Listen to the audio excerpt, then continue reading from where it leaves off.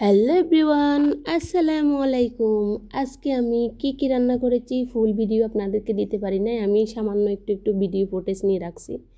আমি প্রথমে রান্না করেছি পুঁই শাক দিয়ে ডাল আর ইলিশ মাছ দিয়ে রান্না করেছি।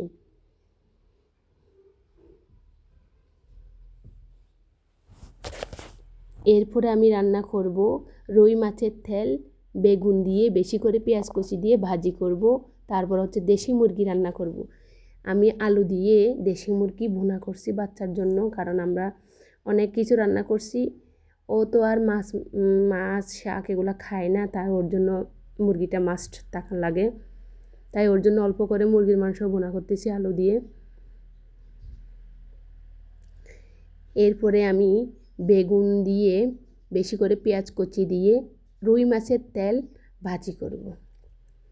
এই যে আমার মশলাগুলো ভুনা হয়ে গেছে, আমি দিয়ে দিলাম অল্প করে বেগুন, দিব মাছের তেল। এটা আমি ধুয়ে পরিষ্কার করে রাখছি। এখানে আমি পানি অ্যাড করব না, আমি এইভাবে নাড়তে নাড়তে রান্না করে নিব।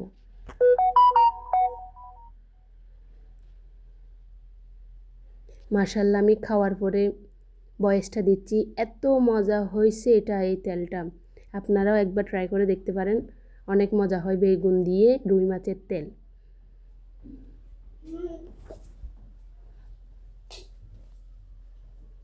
এই যে আমার প্রায় রান্না কমপ্লিট, আলহামদুলিল্লাহ। আমি ধনিয়া পাতাও দিয়ে দিয়েছি।